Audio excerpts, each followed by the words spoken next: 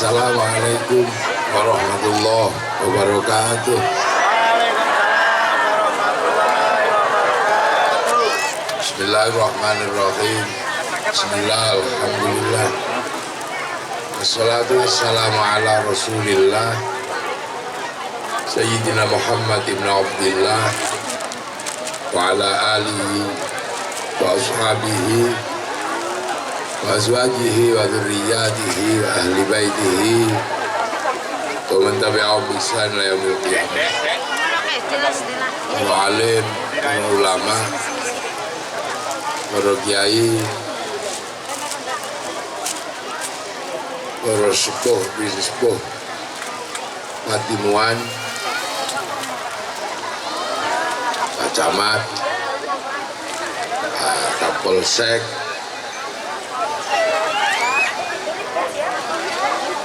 Jaya Tim,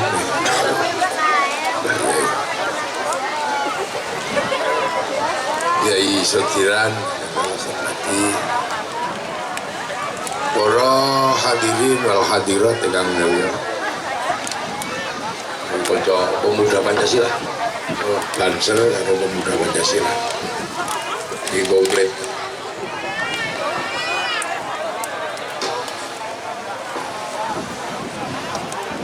Wah, alhamdulillah kita panjenengan sedaya tasih pinaringan nikmat, tasih pinaringan rahmat, tasih pinaringan keamanan bangsa kali negara. Bila sonten menika kita panjenengan sedaya memperingati kemerdekaan Indonesia ingkang kaping 77.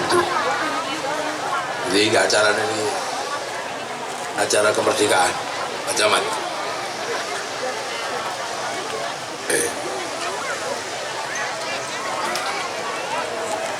Terus kita bisa menikmati kemerdekaan itu adalah sebuah nikmat yang luar biasa. Bisa berkumpul, bisa bersikap sebagaimana manusia merdeka, sebagaimana bangsa merdeka. Mila kemerdekaan itu diperjuangkan. Terus kita sakniki niki iso ngrasakno duwe sawah, iso ngrasakno duwe keluarga, saged ngrasakno nikmate duwe dalan, nikmatnya punya kehidupan itu karena kemerdekaan. Mila kemerdekaan itu diperjuangkan. Jadi mboten kok terus moro-moro onten niku mboten. Sampeyan tak kei contoh. Tak kei contoh. Kemerdekaan. Panjenengan wis ora krasa. Niki. Kei contoh niki kemerdekaan niku niki lah. Niki namine bendera merah putih. Niki wau regane pinten, Bu? 10.000. Sakniki niki regane 10.000. Tapi pengen gadah merah putih niki.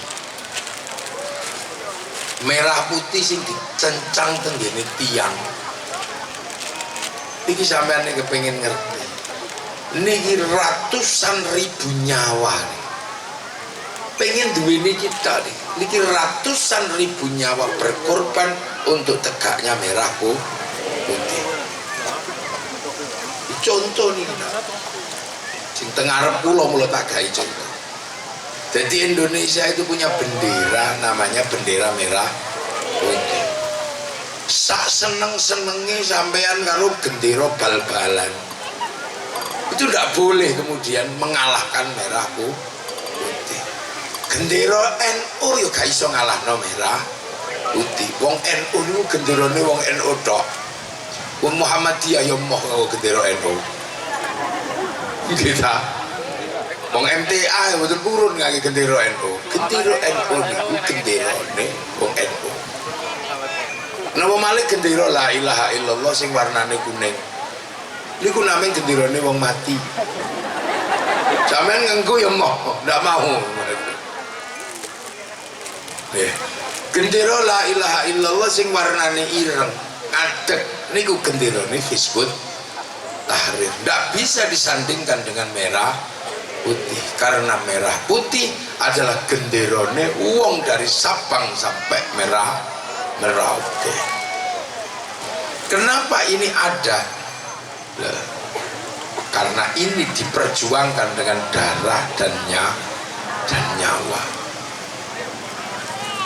Wong Jawa nih begitu mengibarkan merah putih mesti digoleki londo, dan taruhannya nek nyekel merah putih mati. Mila wong Jawa ora kurang akal dulu. Nek bikin rumah, nek ndamel omah dikei merah putih. Londo curiga dengan mata-matanya ini pasti untuk kemerdekaan. Wong Jawa ndak kurang akal. Cagake omah diparingi tebu. Lho kok ana tebune. Masih curiga cagak sijine diparingi klopo. Masih curiga cagak sijine diparingi gedang. Masih curiga cagak sijine diparingi pari. Masih curiga sisuke teko sak kanca nggawa tumpeng karo ingkuk. Jare londo wong Jawa arep mangane angel. Tapi yang tidak diketahui Belanda, pada saat nasi habis, ayam dimakan habis, dan pada saatnya tiba padi mengering, tebu mengering, pisang rontok, kelapa rontok, apa yang tersisa? Merah putih tetap berkibar di dada kamu, orang Indonesia. Carane wong Jawa pengen duwe iki tok. Teng Surabaya luwe gendeng malih. Mboten kesuwen begitu merah putih biru dipenek ngoten mawon. Diunggahi birune disuwek.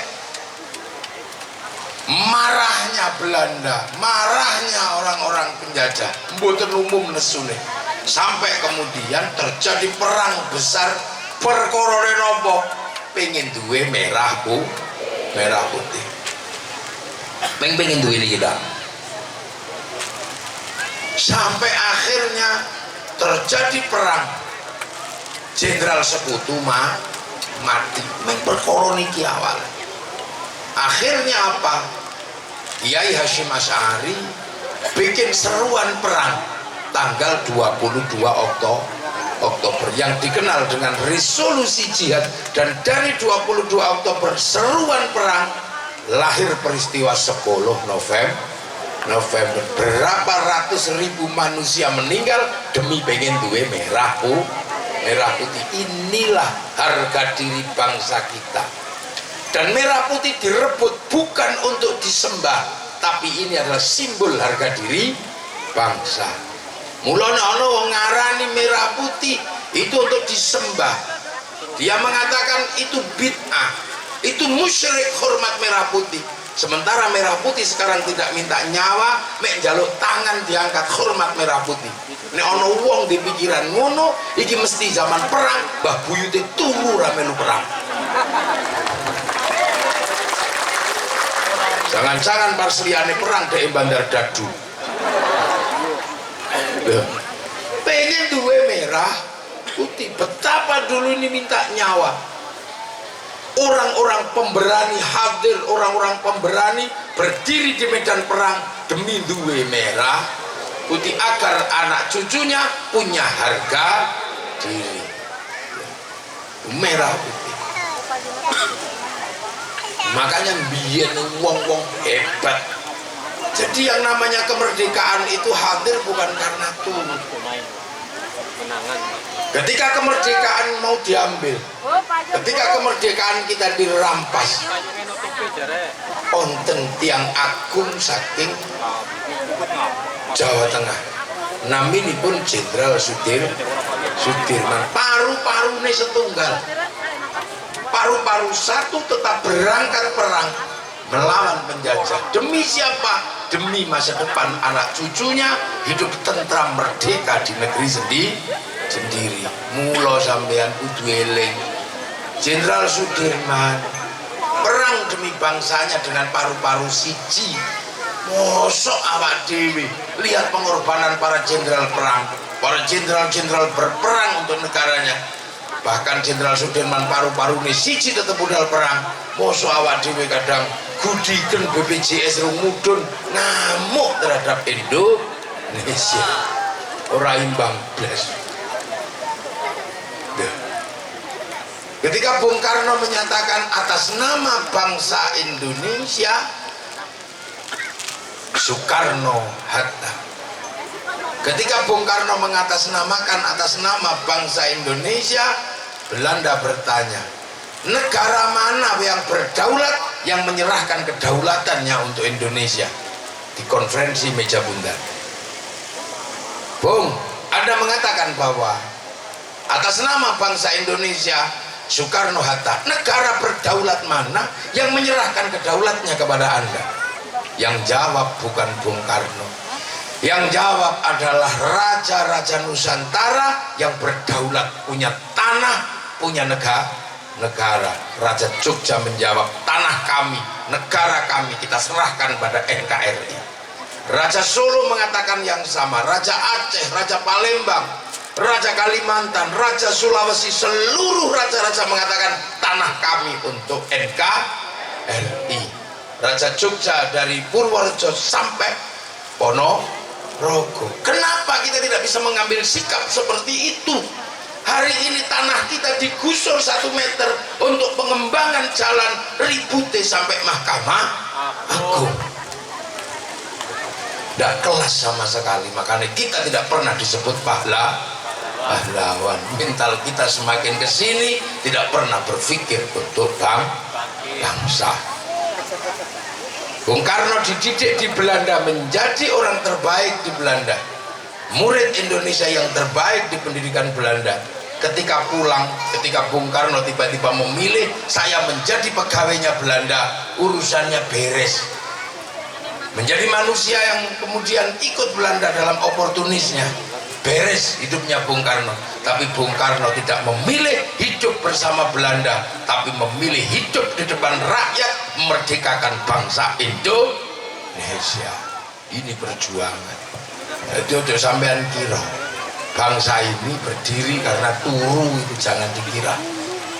Dan hari ini bangsa kita bisa membuktikan kepada dunia bahwa ada sesuatu yang sangat istimewa yang dimiliki bangsa Indonesia.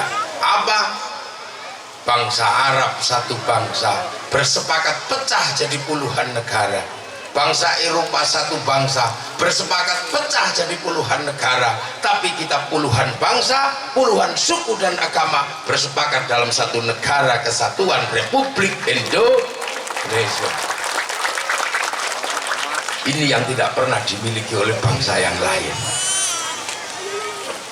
Makanya kemudian semua bertanya, siapa sebenarnya peletak dasar kebersamaan di Indonesia? Kebersamaan di Indonesia adalah sesuatu yang kita miliki yang luar biasa.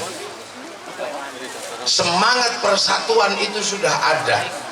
Bahkan semenjak sebelum Indonesia berdiri, semenjak di zaman Nusantara, bangsa kita sudah punya semangat persatuan.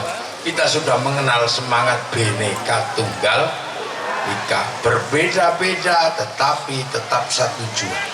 Kenapa? Karena bangsa ini punya pengalaman yang luar biasa. Pengalaman sebagai bangsa yang selalu didatangi oleh bangsa lain. Semangat sebagai sebuah kawasan yang dirindukan oleh semua orang. Pada zaman sebelum Masehi, orang sudah merindukan bangsa ini. Ketika orang Eropa punya sebuah bangsa besar namanya bangsa Yunani, punya filosof-filosof namanya Socrates, Plato, punya Tuhan besar namanya Zeus. Zeus punya istri namanya Hera, bahkan Tuhan dan istrinya punya anak namanya Hercules. Ini bangsa besar, tapi dia punya catatan bahwa surga itu potongannya ada di dunia. Potongan surga itu ada 4 ciri khusus. 1, ada matahari yang selalu terbit setiap hari. Ada air yang tidak pernah mengering sepanjang tahun. Ada daun yang tidak rontok sepanjang tahun. Jadi ada daun yang tidak rontok sepanjang tahun, ada air yang tidak pernah mengering, ada matahari yang tidak pernah ingkar janji, ada hawa yang tidak terlalu panas dan tidak terlalu dingin. Dan bangsa besar namanya orang Eropa merasa itu bukan Yunani, maka dia mengutus utusannya cari tanah surga. Utusan itu bernama Bartholomeus. Setiap santri yang ngaji dalam kitab Membawa Usulul Hikmah pasti mengenal nama Bartholomeus, pencatat perjalanan. Itu orang Yunani melakukan pengembaraan, menemukan tanah surga itu, disebut dengan kawasan Argir atau Jabadiu. Yunani mau pindah tidak jadi karena konflik Kreta sama Sparta. Akhirnya muallim kapalnya yang bergerak mencari tanah surga, akhirnya ketemulah tanah surga. Muallim kapalnya adalah orang India. Akhirnya India bergerak menuju tanah surga, ketemulah namanya Jabadiu atau dikenal dengan nama Jawa Dipa. Kemudian bergeraklah mereka ke sini, ketemu dengan tanah itu. Tanah itu adalah tanah Indonesia. Mataharinya tidak pernah ingkar janji. Sebuah kawasan surga yang terbentang di dunia. Eropa, kita bisa melihat betapa gagahnya orang Eropa, betapa putihnya kulit orang Eropa. Tapi Eropa bukan tempat yang nyaman bagi manusia yang biasa saja. Kenapa? Karena Eropa punya musim dingin. Ketika Eropa mengalami musim dingin, Eropa mengalami kekalutan yang luar biasa. Matahari tidak ada, daun rontok di musim gugur, sungainya mengering sehingga ikan tidak ada. Makanya sampean jangan pernah membayangkan jadi orang Eropa. Kita memang diantara manusia, kita inilah yang paling kecil, paling pesek, itu kita. Kecil-kecil, pesek-pesek. Kalau kita bandingkan dengan orang Arab tinggi besar, ganteng-ganteng, cantik. Orang Cina putih-putih, sipit-sipit. Kita tidak usah cemburu, karena Allah telah membaginya, dan kita dibagi tempat yang dirindukan oleh semua manusia. Orang Eropa kalau sudah musim dingin dia harus makan daging. Kalau tidak makan daging, kalorinya tidak cukup. Dia harus minum susu, tapi ketika musim dingin susu membeku, maka susu diawetkan, dikeraskan menjadi keju. Susu dibusukkan menjadi yogurt. Untuk apa? Kebutuhan di musim dingin. Orang mangan niku mati. Kita seumur-umur mangan kobis urip. Itu Indonesia. Umur-umur mangan kobis urip. Tempe benguk urip. Betapa indahnya jadi orang Indonesia. Orang Eropa kalau musim dingin kehilangan matahari. Kulit perempuan Eropa kalau sudah kehilangan matahari berubah bintik-bintik kayak kulit tekek.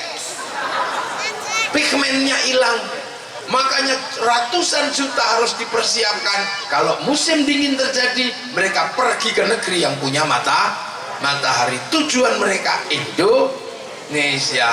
Makanya ketika musim dingin mereka datang berjemur ke Indonesia, cuman pakai BH sama cawet tok. Yang harus kita ingat, itu bukan pornografi, tapi itu adalah DD, PP. Ya, itu berjemur, bukan pornografi.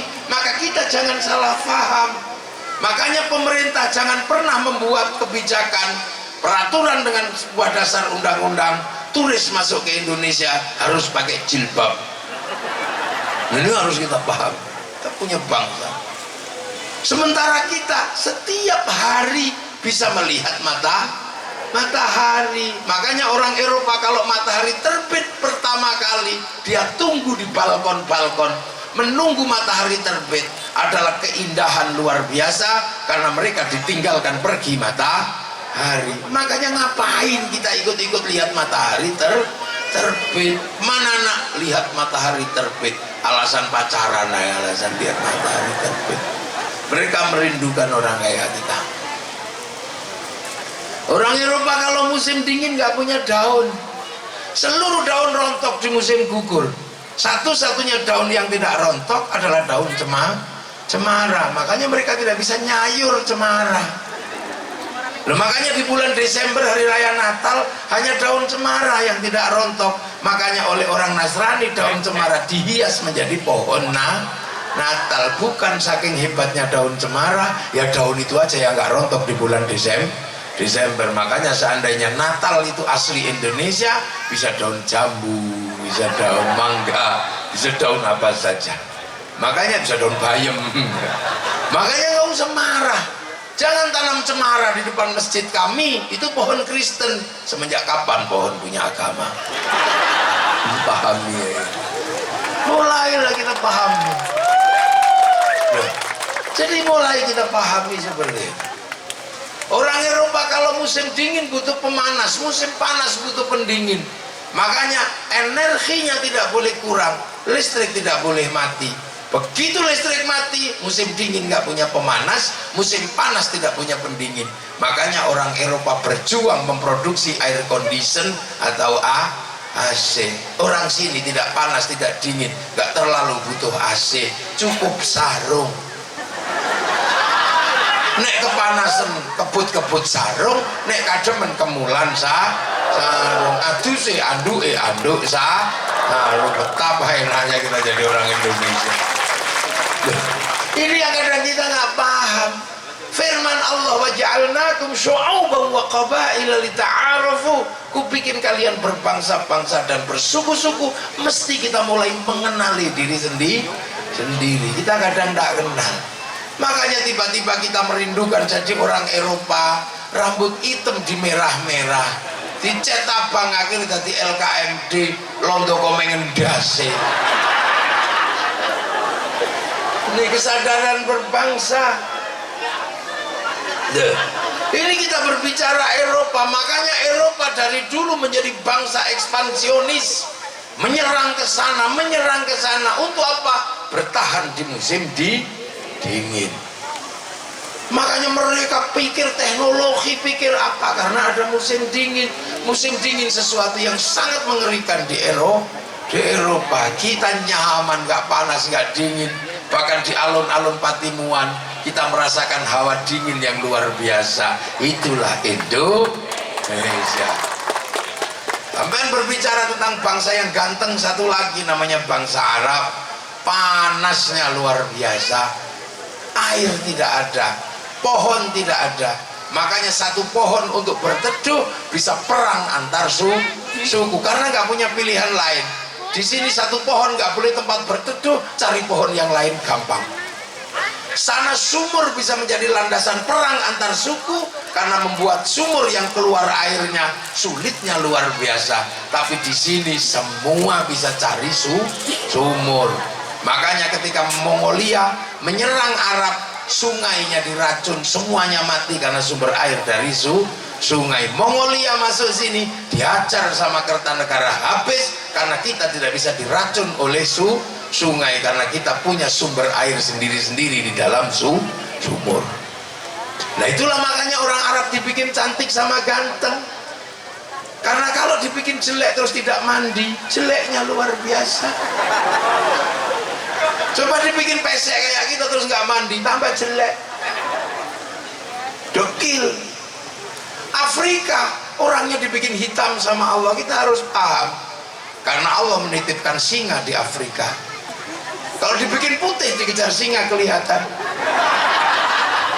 Makanya dibikin itu ngopok gitu. Dan setiap hari orang Korea, orang Afrika terancam kelaparan. Kenapa? Karena binatang jumlahnya lebih banyak dari manusia. Nanam jagung habis dimakan bedet, karena bedet Amerika besarnya segede mentok, namanya makhau. Orang Afrika nanam padi habis dimakan burung emprit, karena burung emprit Afrika jumlahnya jutaan, diekspor ke Indonesia satu harganya 30 juta, namanya black strut.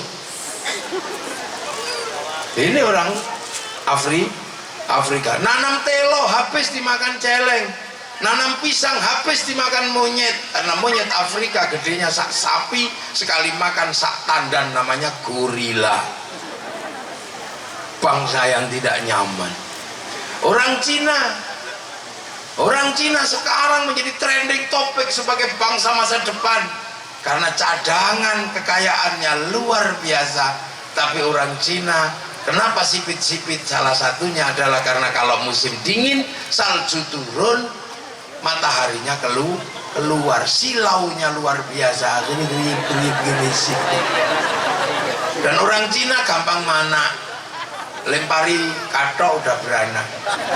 Makanya sekarang populasi orang Cina luar biasa banyak, hampir 2 miliar manusia. Makanya sekarang Cina dilanda ancaman kekurangan makan. Duit punya tapi barang tidak ada. Ancaman negara semuanya ada. Jadi jangan dikira semuanya tidak sedang terancam bangsa. Makanya kita ini menjadi bangsa yang paling nyaman. Gak punya uang, pergi ke sungai bawa setrum, hidup bangsa ini. Makanya ini jangan main-main, kita punya. Nah itu loh, makanya kita ini punya kebiasaan tidak suka marah, tidak suka emosi. Kenapa? Karena orang surga adalah orang yang damai, orang yang tentram, orang yang santun.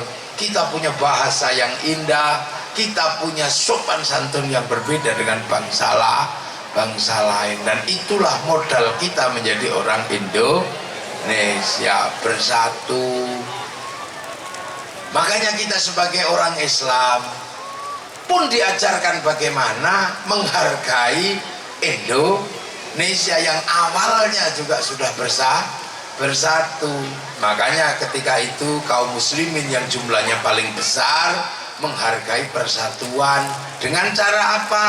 Menerapkan konsep yang diajarkan Rasulullah, kullukum ra'in wa kullukum mas'ulun an ra'iyati. Kita semua adalah pemimpin dan saling bertanggung jawab antara yang memimpin dan yang dipimpin. Maka kita menerapkan konsep ra'iyah, hidup berbeda-beda tapi saling bertanggung jawab. Ra'iyah itulah yang akhirnya diserap ke bahasa Indonesia menjadi rakyat. Rakyat adalah manusia yang hidup berbeda agama, berbeda suku, tapi saling bertanggung jawab. Makanya jangan aneh-aneh, karena rakyat tidak boleh mengkafirkan tetangganya yang berbeda agama. Makanya kiai-kiai yang paham konsep ra'iyah tidak dikit-dikit kafir, tidak dikit-dikit begitu, karena ra'iyah tidak boleh mengkafirkan sesama warga ra'iyah. Makanya yang tidak paham suka ribut, kafir, sampai pilpres saja dianggap perang Badar. Padahal pilpres itu kelanjutannya pilkades, kelanjutannya pilbub, kelanjutannya pilgub, kelas nasional pilpres, pesta demokrasi. Biasa namanya pesta ya ono dangdute kadang, bahkan ada duitnya, cuma namanya aja yang beda. Kalau diterima orang biasa namanya uang bensin, diterima bangunan namanya sumbangan, terima kiai namanya bisyarah. Jadi gak ada ribet. Usah tiba-tiba ini perang Badar, perang apa dah. Kita indah. Makanya rakyat ini bersatu. Kaum muslimin yang mayoritas melindungi yang lain, karena kita menerapkan konsep rakyat atau rakyat. Makanya rakyat itu kalau ngumpul namanya musyarakah, yang dikenal dengan bahasa masyarakat. Lah kalau sudah terjadi perbedaan paham, musyarakah harus melakukan musyawarah, wasyawirhum fil amri. Jadi bermusyawarah dalam setiap persoalan. Loh, itu bahasa Al-Quran semua. Makanya kerakyatan yang dipimpin oleh hikmah, kebijaksanaan dalam permusyawaratan. Dan akhirnya konsep ini menjadi konsep baku yang akhirnya lahirlah NKRI, Negara Kesatuan Republik Indonesia. Daerahnya para rakyat disebut wilayah karena dulu yang mengembangkan konsep ini adalah para wali. Makanya ketika wilayah menjadi NKRI, penerus para wali selalu mengatakan NKRI harga mati. Loh, makanya kita jaga selalu persatuan ini, kan gitu. Nah, pemimpin tertinggi NKRI siapa? Majelis Permusyawaratan Rakyat, Dewan Perwakilan Rakyat. Mau struktur negara paling Islam di mana kalau bukan di Indonesia? Ini kan sebuah sistem. Makanya kita jaga NKRI ini, persatuan kita jaga. Makanya kiai-kiai selalu menjaga setiap apa saja bagaimana menjadi landasan kebersamaan. Makanya agama di Indonesia ini selalu mengajarkan persatuan, kecuali kalau memang orang-orang yang tidak paham selalu mengajarkan perbedaan.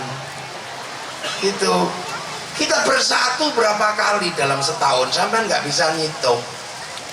Ketika kita puasa, kita bersatu dengan siapa? Dengan yang jual mercon, kita bersatu. Bangunin sholat, bangunin sahur.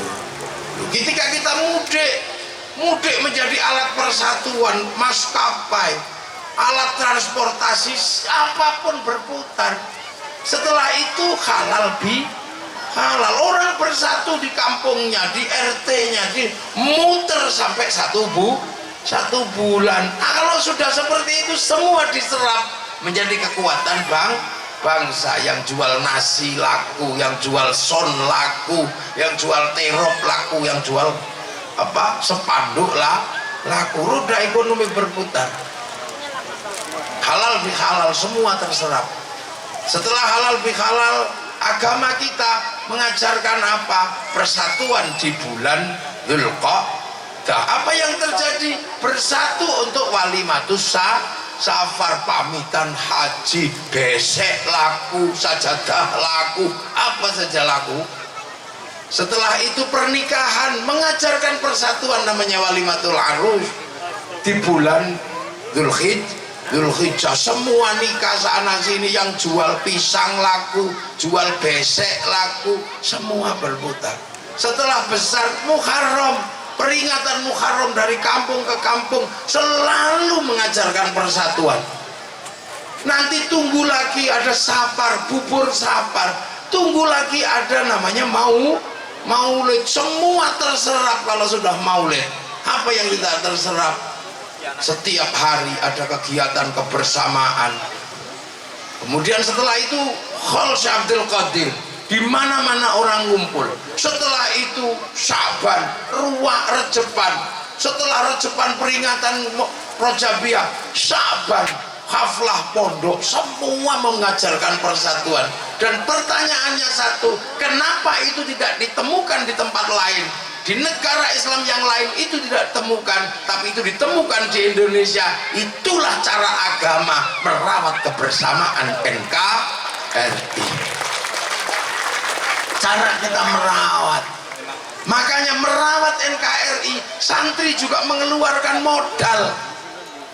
Modal sewa terop, modal beli kotaan. Untuk apa? Agar kebersamaan terjaga. Makanya ada orang-orang yang tidak suka kebersamaan mengatakan itu bid'ah, itu musyrik. Sebenarnya dia cuma medit, nggak mau modal. Dan itu aja sebenarnya. Makanya inilah santri, karena kita penerus para wali, pemilik wilayah, maka kita selalu menjaga kebersamaan. Contoh, kita selalu bersama. Bahkan ajaran agama jadikan landasan kebersamaan. Zikir, berdoa. Berdoa itu sebenarnya sendiri-sendiri juga bisa.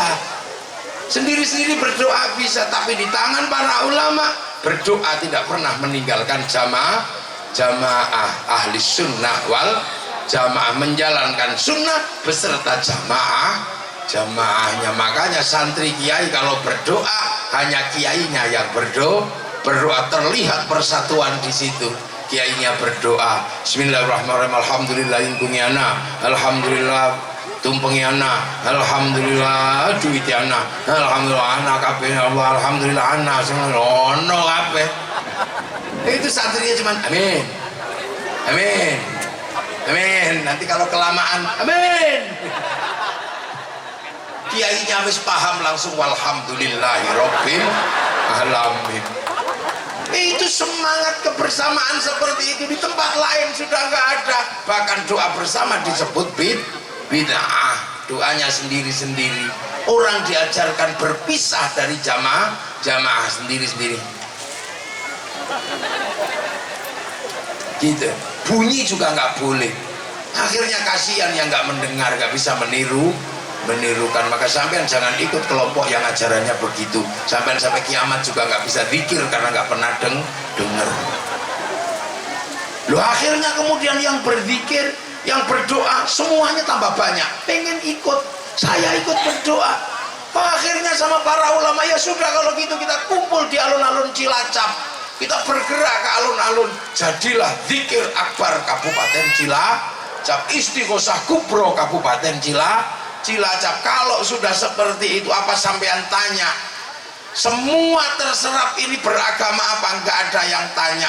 Bakul bakso datang ke alun-alun, tukang teh datang, roda ekonomi berputar tanpa bertanya agamamu apa. Itulah persatuan yang dibawa oleh para ulama.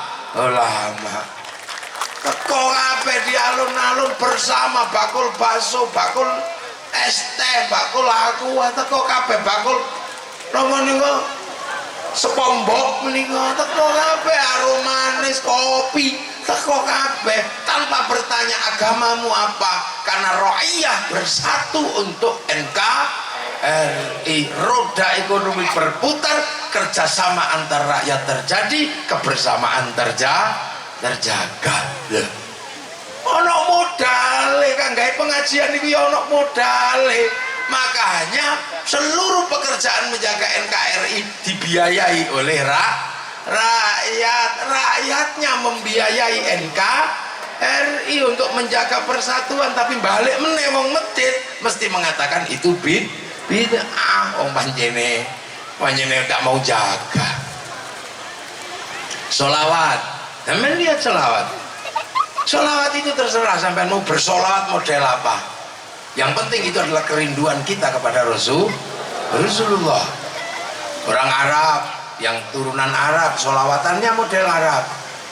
Marhaban ya nurul aini, marhaban, marhaban, marhaban, jantal Husaini, Allah marhaban, marhaban. Itu sing santri ya ngono. Tapi sing wong Cilacap sholawatannya ya gaya Cilacap. ya Rasulullah salamun alaik ya Rabbi Aisyah nyantol langsung ya Rasulullah tanadeng tanadeng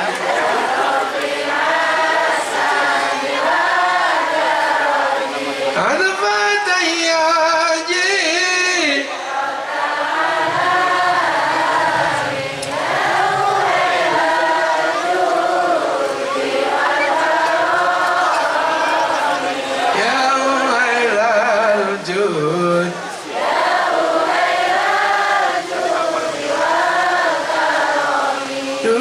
senangnya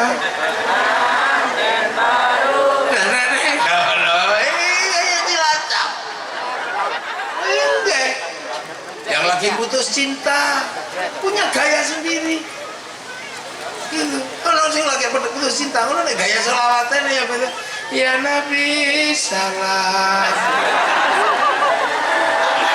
ya Rasul salam ya Habib salam sholawatullah ya narap cerita ini yang putus-putus cinta punya gaya sendiri-sendiri selawat yang orang Sunda punya gaya sendiri Sundanan ya Rasulullah salam ya Rabbi Asyaniwan Al-Fatihah Jiratan ya Hailal Eslilin Majdah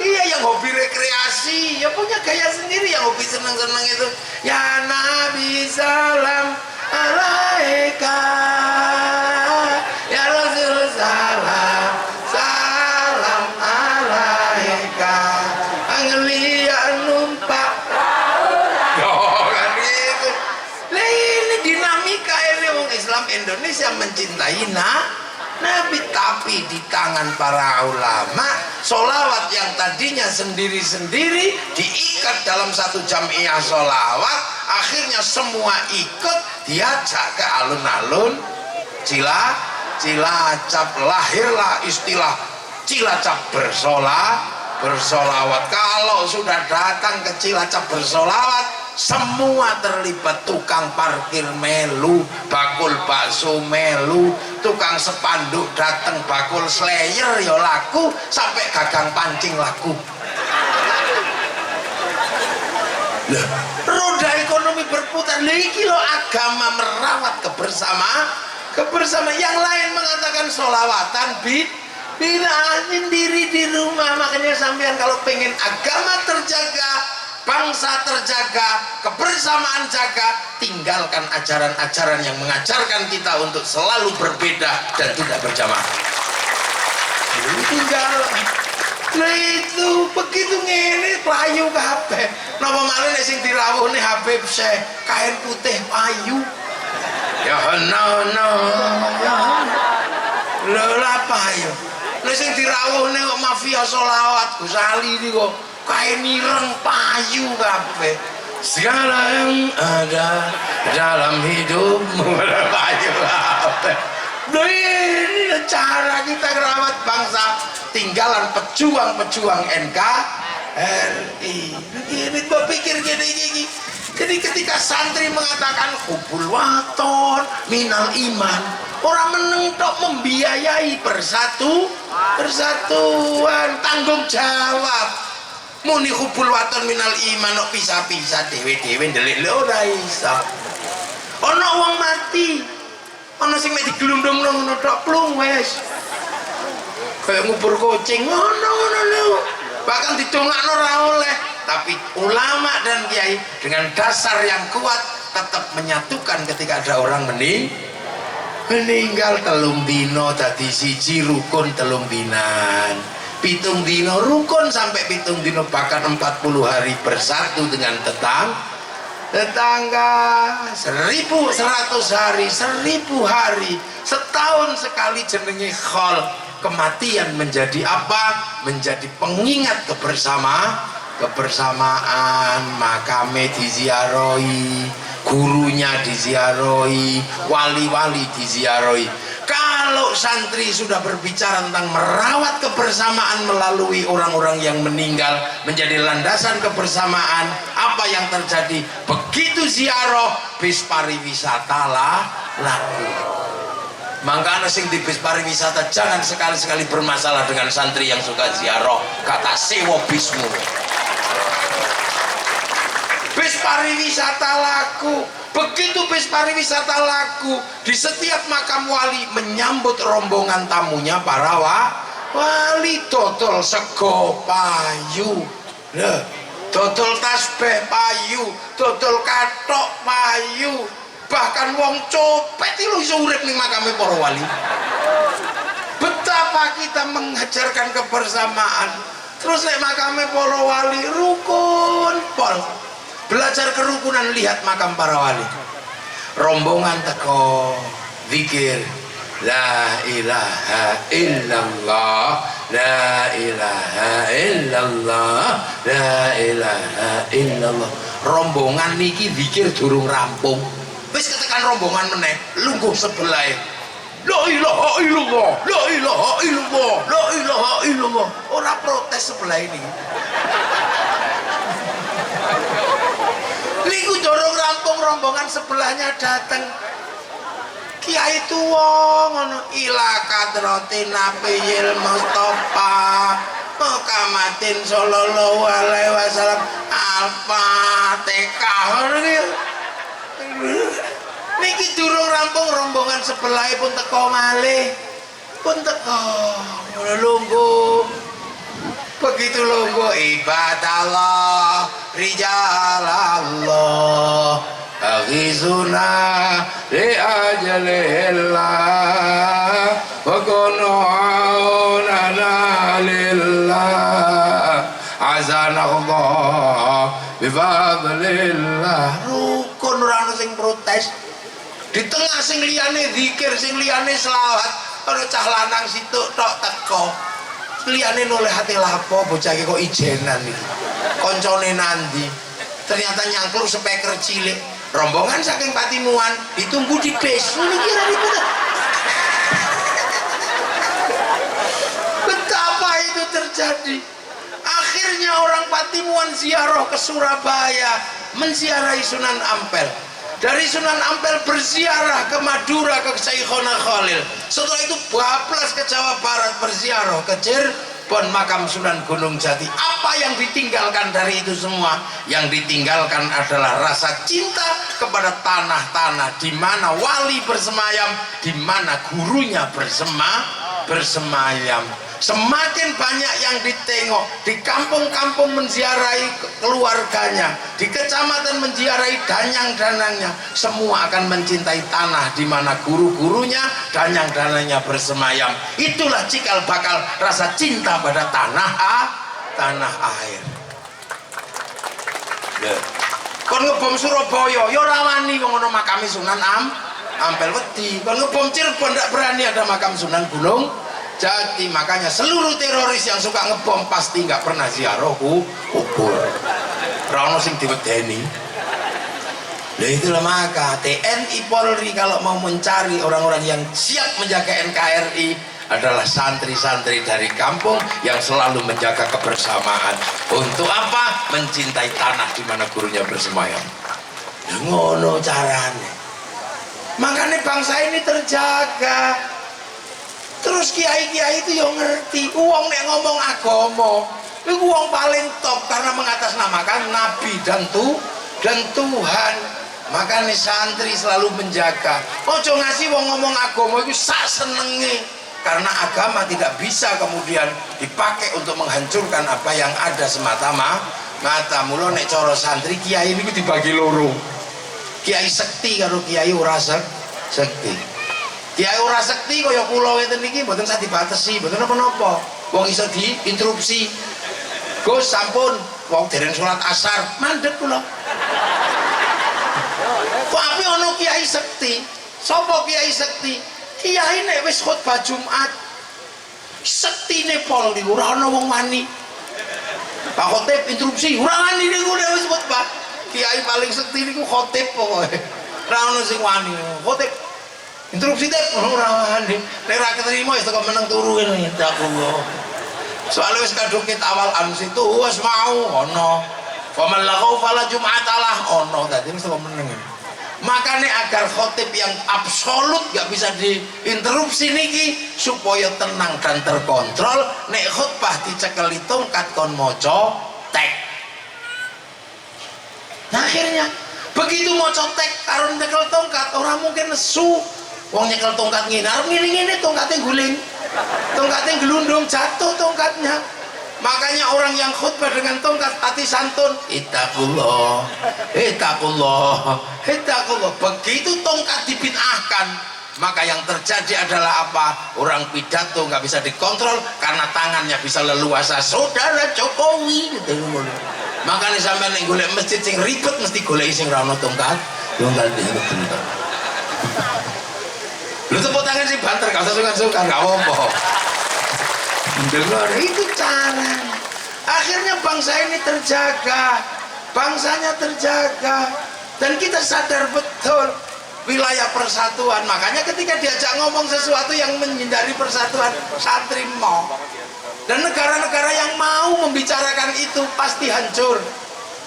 Suriah itu negara maju, pendapatan per kapitanya surplus. Begitu mau diajak ngomong khilafah hancur bangsanya, remuk sekarang. Libya begitu diajak ngomong khilafah remuk. Indonesia diajak ngomong khilafah ora. Loh kenapa kiai kok nggak mau ngomong khilafah? Ikut tanda-tanda kiamat. Oh tanda-tanda kiamat kok bahas. Udah. Sesuk nek wayahe teko ya mesti teko-teko dhewe. Kaya uwan rasa mbok bahas wayahe tuwek ya tuwek-tuwek dhewe ngono ya. Nah, makanya begitu, ini bendera tauhid, ora itu bendera Hizbut Tahrir. Tapi kamu kalau anti bendera tauhid, bendera la ilaha illallah, kamu anti la ilaha illallah. Ora wong aku tahlilan ya la ilaha illallah. Disi aku bangane kowe. Aku wis tahlilan kowe lagi nggawa gendera ngene. Telat li tekamu ngono. Telat kowe teko, lagi teko kok medhidhi tak tempiling. Tapi ini bendera la ilaha illallah. Iya aku ya duwe nek ana wong mati tak tutupi gendera iku. Tapi kamu hanya ora usah ngeyel. Aku ya mau genderane PKI Palu Arit. Tapi kowe ngerti ora? Aku nek ning sawah ya nganggo arit, lunga nukang ya nganggo palu. Tapi nek gendera mah. Wah, ini jawaban. Kita indah, makanya kita ini selamat.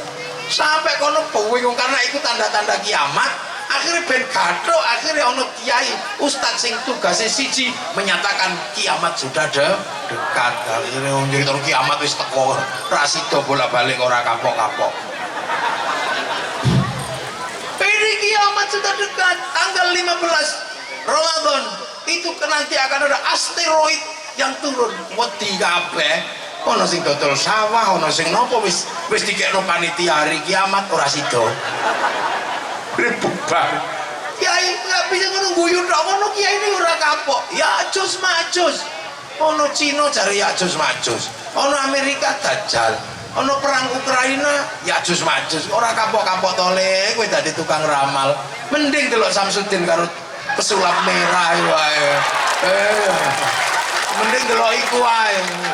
Karuan padha pesulape. Begitu kan ya kita ini. Hati-hati awas bahaya Syiah. Lagunya Haddad Alwi Ummi itu adalah lagu Syiah. Lah nek lagu Syiah Indonesia ono sing serem bukan lagu Syiah. Apa? Indung-indung. Waduh Siti Aisyah mandi di kali rambutnya basah, tidak sembahyang, tidak puasa. Ya itu nek Syiah ya senemen, tapi itu bukan ya itu caranya orang Indonesia. Nah itu makanya negara-negara sing ngerembuk nih remek negara nih. Afghanistan ini loh, orang rembukan apa-apa, memang bab rembukan jenggot karo kathok cingkrang bubar negara ini saat ini berdilan. Lah ning kene nek cingkrang ya cingkrangan, nek jenggot ya jenggotan, ora usah ribut lah ngono kok ribut. Mutik ra duwe jenggot, pengen jenggot itu ya nganggo Firdaus ngono kok angel. Di kita Indonesia biasa nyantai. Kenapa? Karena kita punya sejarah yang sangat panjang memahami pergerakan agama. Kita tahu. Gitu loh. Makanya kita ini selalu menjaga sejarah, menjaga apa? Satu contoh, setiap Muharram kita itu selalu peringatan Muharraman. Dan selalu wong nek peringatan Muharram mesti ngerti. Soalnya wong Jawa niku nek Muharram dialani wulan Asyura, Jawane Surah. Makanya wong Jawa niku nek wulan Surah mboten mantu. Karena bulan Surah yang waktu awal terjadi tanggal 10 adalah terbunuhnya cucu Rasulullah, makanya wong Jawa ora mantu. Karena menghormati keluarga Nabi yang terbunuh. Tapi ana wong gemblung. Ana wong gelem lagi gara-gara Nyi Roro Kidul mantu, ki gemblung jenenge. Kita santunan anak ya yatim karena di bulan ini adalah terbunuhnya cucu-cucu Rasulullah pada menjadi yatim. Loh kayak gitu. Nah, sekarang kita sudah jadi bangsa yang maju, bangsa yang bergerak. Kaum muslimin terbesar di dunia ada di Indonesia. Wong salat paling akeh wong Indonesia, masjid terbanyak ada di Indonesia, bahkan orang haji terbanyak ada di Indonesia. Lu ngono kok iso mengatakan Islam di Indonesia tertindas? Lambemu lho tonton betul. Kita hidup bersama kayak begini indah. Sampai ya ora tahu takok bakul bakso iku sembayang apa ora? Ya ora sing takok. Lah kenapa? Ya agama itu seperti itu. Wong kiai juga menyadari. Kiai mulang sholat, meski biyen kiai mulang sholat, tapi sholat yang diajarkan mewajibkan menutup aurat. Tutup aurat dari dulu namanya kain. Kiai wis ra iso mikir urusan kain, sing mikir kain iku Cina. Mulane Cinane lunga udah sampean. Lho hati-hati. Mulane anti Cinane lunga sing tuku mbakomu sapa? Mulane pikiran. Kiai ngajar sholat, ya sholat itu wudu pakai air itu urusannya sanyo karo pipo. Kiai cuma ngajarkan wudu, pipo karo sanyo diurus mas pion. Ini kenapa sampean? Indonya dol, mana sing sabar tadi wow ya. Kita ngajarkan haji, tapi haji yang kita ajarkan begitu berangkat diurus Yahudi Nasrani, soalnya numpak pesawat Boeing atau Airbus. Yahudi hancurkan, matikan semua. Kene lunga haji nglangi. Lendonya ngono apa sampean ribut. Mula dawuhe Kanjeng Nabi mayuridillahu bihi khairan yufaqihu fiddin. Sapa sing kersake dadi apik kali Gusti Allah diparingi ngerti teng urusan agama lah. Khairon niku ora disinaon kecuali wong pondok sing sinau. Khairon niku nakira. Khairon niku nek nakira maknane khairon kamilan keapian kang sampurna. Nah, apik sempurna niku ora teke menungso. Apik sempurna niku teke Gusti Allah. Mula nek ana menungso apik mesti ora sempurna. Rumus ya. Saiki tak takoni sampean, nek apik iku ora sempurna, ora iso ngadeg dhewe nek teke menungso. Pengajian ini apik napa mboten? Sae mboten? Sing paling sae sinten? Ya nyong. Ya kiai ini paling apik dinteni. Turu bae ra ono sing wani gugah. Kiai wong paling apik, kiye wonge sing paling apik ya. Lah sing ngeyel ngombene paling akeh. Wong apik. Tapi kula disuguhi larutan penyegar. Ya nyoban stres.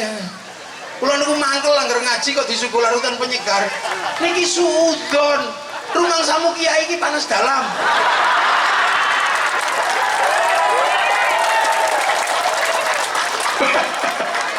Oh, disuguh pokari. Rumangsane kiai iki kurang cairan. Aja suudon karo kiai. Kiai sehat ngene ae. Suguh sprite emang kiai ini kembung. Disuguh kopi emang kiai ini ngantuan. Nah, ora cukup tisu kiai ini keringetan soalnya. Lah, kiai ini paling apik, terlihat paling apik. Kalau pengajian ini baik, kiai yang terbaik. Tapi kiai nggak boleh ngomong sing paling Apik sebab api kiai ketok di depan semua orang karena diundang panitia. Kebetulan Pak Camat panitiane. Jadi wis ngono iku apik kula napa apik Pak Camat? Ya apik Pak Camat ora iso. Kula ora teko pengajiane Pak Camat ya elek. Lho, apik niku lagi loro wis padu. Royokan apik. Napa malih nek sampean terus melu-melu sing gare apik kula Kyai. Lho kok sampean? Ya kula gelem teko. Nek kula ora teko pengajian niku mboten enten. Lha apa? Cek sound ngono ki apa? Kabeh punya keapian, mangane apik bareng-bareng. Bahkan mangan mawon dongane Allahumma barik lana. Soale mangan urusane bareng-bareng sing nandur sapa, sing gawe rice cooker sapa. Apa enak. Wong Cilacap panganane enak soalnya diuyahi. Wong Cilacap ora diuyah. Sing diuyah wong Rembang. Tapi sampean opo ngerti waktu wong Rembang gawe uyah tambah uyahe ra diuyuhi. Lho, mulane jaraknya deket, uyah uyuh. Apik ora iso ngasih dhewe. Makanya gak bisa begitu. Pengajian ini dadi apik gara-gara ono tukang son. Lho tukang sone kae. Nek tukang sone mangkel terus tiba-tiba dipateni ngono ya. Lah son niku ya ora iso sembrono. Sing gawe son iki wong Jepang karo wong Cina. Lho. Mangkane urip iki bareng-bareng. Maka jangan merasa kalau kita baik adalah baik sendiri. Lah kita ini mlane wong apik ya teko bakul es teh. Lha ora ono bakul es teh, ora ono bakul plembungan. Sing cilik-cilik kok kon lapo? Sing cilik harus dijak pengajian ya mboten niku tuku jajan mulo tugase bapak. Mari ki jajan gua anak ini. Ya tepuk tangan no. Kurang kan. Ya makanya bangsa ini harus bergerak ke depan. Nah sekarang bangsa yang sudah kita nikmati ada tiangnya. Ono cagae. Apa cagae negara? Wong wedok almar'atu aimatul bilad idza saluhat saluhal bilad wa idza fasadat fasadal bilad. Ya wong wedok nek apik negarane apik, nek elek negarane elek. Elek apike wong wedok tergantung wong lanang. Sebab wong wedok niku sawah kang panggonane nandur nisa hukum harsul lakum wedok musawahmu nek pengen tanduran ke depan bagus openi sawahe nggih mula wong nandur ke biyen mula niku ya mboten tau suwe paling 5 menit wis rampung wong nandur. Setelah itu kewajiban sawah untuk membesarkan tanaman. Mula sampean kudu ngerti iki babon-babon iki sawah. Lho, sampean pengen sawahe apik dandani, pengen tukulane apik sawahe openi sing apik, pengen tukulane apik, anake pengen apik kabeh, sawahe ora tau diurus kok kepengin gawe tanduran apik. Maka perempuan kita urus. Cara pertama kita urus, saya harap bupati, saya harap camat, lurah dahulukan kepentingan perempuan. Disekno nih. Lha niki wedok niki sawah kok. Nggih. Lha ngajeng manggene niku. Niku nek ora ngroyok mesti ora oleh niku. Niki wong wedok niku sawah. Nah pemilik sawah niku lanang. Sampeyan nek kepengin tandurane apik openi sawah. Makane ana rumus. Sawah niku nek sampahe akeh, rumputnya terlalu banyak, tanamannya jelek. Mula wong wedok niku nek wis rusak, welek, jerawate akeh, anu gawa nang salon niku tugase wong lanang. Gawa ning salon. Sangoni. Pasangi gelang sing apik. Dastere aja ngasih bolong-bolong. Itu lah sampean kerasan soalnya sawahe ambune wangi, warnane apik rusak ngono ya ora kerasan belas ya. Iki rumus tandane. Nek wis kukune mulai item-item kusem-kusem, gawa menikur pedikur. Nek gak iso gawa nang menikur pedikur tandurno serut. Dan dikosoki kukune nganggo godhong serut. Perempuan ini sawah. Sawah itu kalau ditanami pupuk harus cukup, air tidak boleh kurang. Perempuan juga sama, nek arep sampean tanduri jangan sampai kekurangan apapun. Mula sing apik nek kepengin tandurane apik, pupuk yang baik, aliri yang baik. Wong wedok kudu dicekeli duit. Aja sungkan. Selama niki ilmu niki didelikno karo kiai. Soale kiai niku lanang. Enggak, wis blak-blakan mawon. Wong wedok iku sampai pengen tuku bakso ora iso garing. Tukulane kon apik kon ndi? Atine rekoso, ngelongso. Nyanyine meng pulangkan saja. Kubana. Ini negara, Kanjeng Nabi sing jamin ketika kita berbicara negara, tiangnya adalah perempuan. Perempuan ini sawah, kalau mau tanamannya bagus, sampai ngerti ini sawah nek ditanduri ojo diobong. Sampai tanduri kok diobong tandurane mati. Begitu juga perempuan, jangan sering dibikin sakit hati.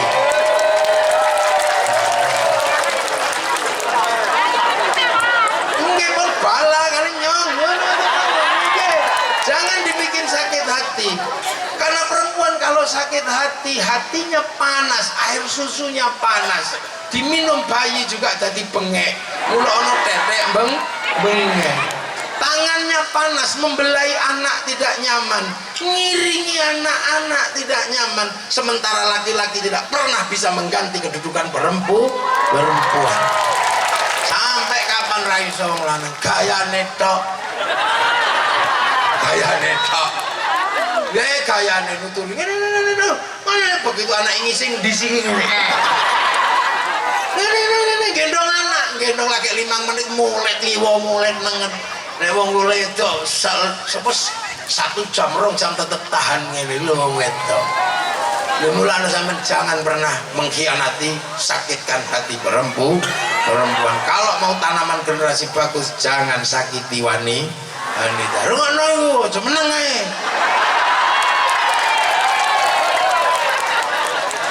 Lho kula niku soalé napa? Kula ndek pengalaman.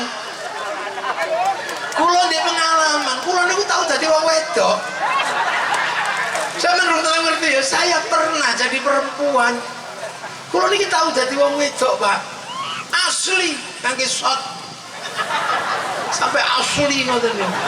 Sampeyan tak critani kulo dadi wong wedok riwayate niku. Kulo wangsul ngaji. Omah niku berantakan, Masya Allah. Kulo ngomel kali bojo kulo. Dek, omah kok berantakan kaya ngene lho. Lho tapi kan iki yo anakmu, Mas. Lah iya Mas yo anakku ya wong sing ngrewangi yo akeh kok sampai kaya ngene. Ngomel rumbul lagi head mau lagi apa kok ngamuk. Akhirnya terucap dari istri saya, sampean saya belum tahu ngerasakno dadi wong wedok. Coba nek wis tahu ngrasakno dadi wong wedok. Akhirnya kulo yo emosi, iya aku tak ngrasakno dadi wong wedok. Akhirnya terjadilah kesepakatan hitam di atas putih. Kulo bersepakat, ya wis aku genti dadi wong wedok 24 jam. Tertulis di atas materai ini, saya Ahmad Muwafiq dengan ini menyatakan akan mengganti seluruh peran perempuan. Aku akan jadi perempuan selama 24 jam dan kamu berhak melakukan apa saja di luar rumah dengan alasan-alasan yang kita sepakati, tapi jangan pulang kecuali aku menyerah menjadi perempuan. Materai tanda tangan pun beres. Wong emosi. Bojo kula tak usir ki ngomah jam kalih dalu. Minggat teko ngomah. Wis aku ganti wedok. Wis kono milih mobil sing endi terserah. Mau tak gawani santri tak gawani dhuwit 10 juta. Mangano sak kancamu seneng-seneng ning njaba. Pokoke aku dadi wong wedok aja mulih nek urung tak telepon. Siap jarane kono. Yes, ora pelayu deh. Oh, senenge pol deh pelayu wis. Karo aku elok di sak kanca sak tak gawani santri nyeluk kanca-kancane mbuh mangan ning ndi. Pokoke 10 juta. Kurang telepon tak tambahi kula ngoten. Akhirnya kula subuh dadi wong wedok. Buka anak. Nah, tangi blas ra ono sing tangi. Kula meh nyerah.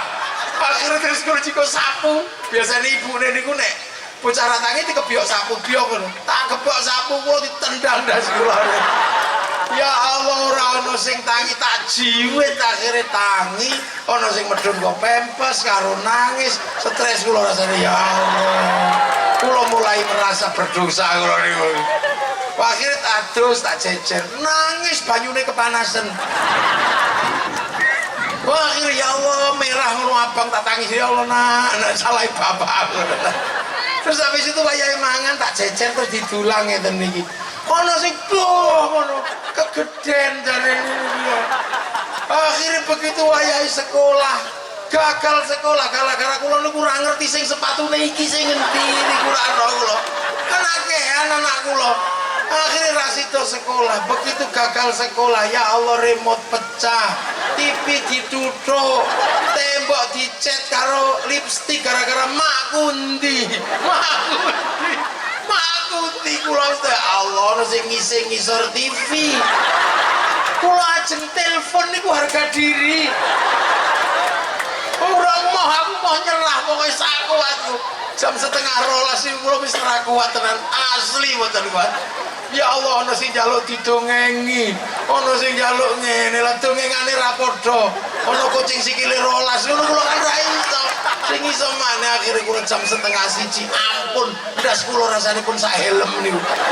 Akhire hilanglah harga diri kula wis telepon akhire. Assalamualaikum. Mboten dijawab langsung.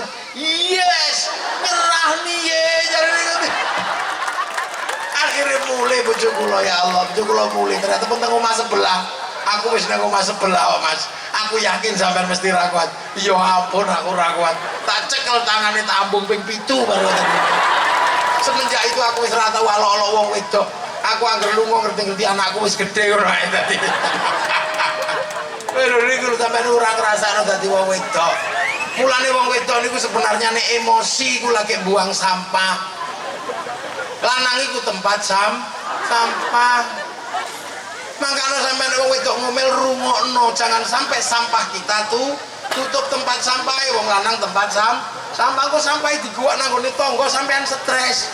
Beanan karo tanggane, mumet curhat nang Facebook stres aja malan.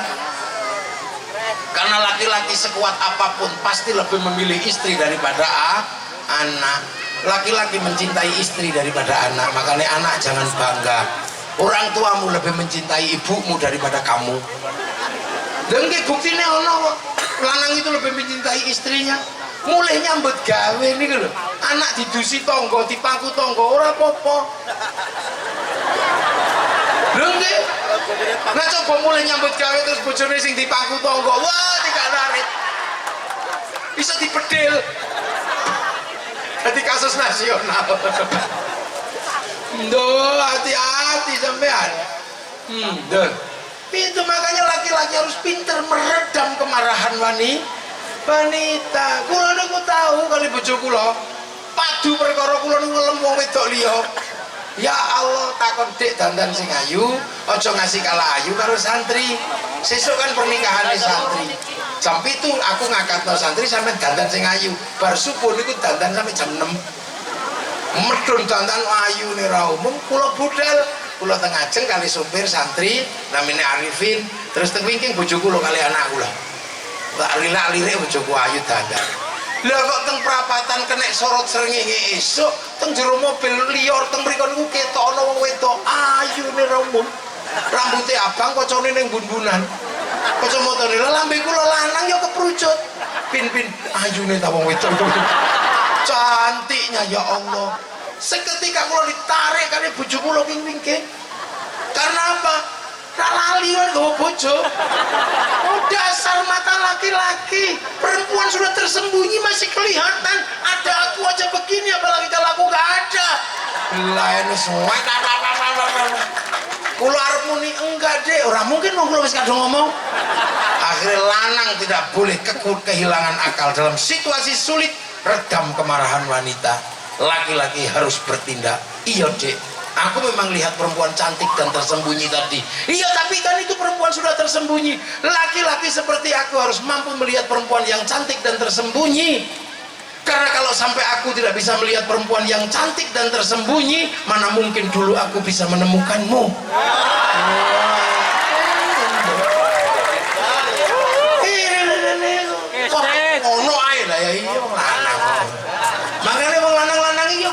hati-hati. Karena kadang kalau kita nggak sabar, sampah dibuat ke mantannya. Makanya nek lanang kok duwe bojo, wianan karo mantane, tunjukkan kita laki-laki. Jangan membuat dia semakin emosi. Dek, ternyata kamu wianan sama mantanmu. Enggak mas, enggak. Aku lihat kamu masih wianan sama mantanmu. Kalau kamu merindukan mantanmu, rindukan. Kalau pengen wianan, WA semuanya. Kamu hadirkan mantan-mantanmu di hatimu. Jangan kamu hapus nama mantanmu di hatimu. Karena sekarang tugasku yang akan menghapusnya. Oh, itu baru lanang. Lanang kok yakik. Nah kalau itu terjadi, bangsa akan bergerak ke depan seperti bangsa yang lain. Amerika sudah maju, Cina sudah maju, semua sudah maju. Tinggal menunggu kebangkitan Indonesia. Kenapa? Karena kita juga pernah menjadi penguasa dunia. Nah, itu cuk lali. Makanya bangga menjadi orang Indonesia. Jam piro nih? Jam gangsal. Maghribe jam pinten? Wah, ini kita durung rampung, kula pembukmu kok dimah durung rampung nih. Kula lak dereng mulai ngaji. Lah niki lah, ya. Bangsa sudah maju, ke depan sudah maju. Tapi Amerika maju karena mencintai bangsanya. Film koboi diputar berulang-ulang berkali-kali. Untuk apa? Membangkitkan semangat kebangsaan. Lho niku film samurai, film nopo. Nah kita mulailah ceritakan yang bagus. Makanya sesuk meneh tak terus meneh ngaji ya sakniki sampeyan mawon wis mulai ayo do salat asar. Dereng salat asar dereng. Nggih pun bareng ngeten iki langsung salat asar terusane sampeyan meneh wis mungkin mawon nggih. Semoga-moga sedaya barokah. Nggih NKRI menjadi NKRI yang manfaat barokah. Para pejuang syuhada mendapat tempat yang indah di sisi Allah Subhanahu wa ta'ala. Kita tetap berbeda-beda tetapi tetap satu jua. Itulah Indonesia. Al-Fatihah. Amin. Assalamualaikum warahmatullahi wabarakatuh. Sesek ditungani sekedap. Tungani enggak.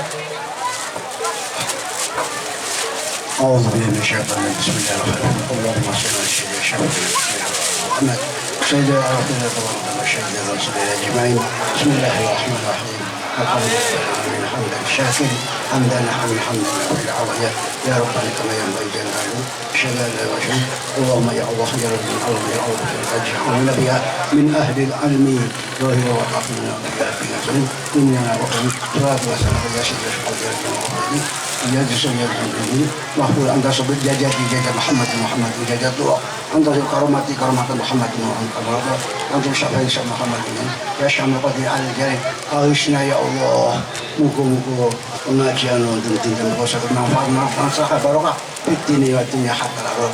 Aghishna ya Allah, muka-muka sedaya masyarakat Kecamatan Petungan dan juga tetap iman Islam fitni wa dunya hatta al-akhirah. Rabbana atina fid dunya hasanah wa fil akhirati hasanah wa qina adzabannar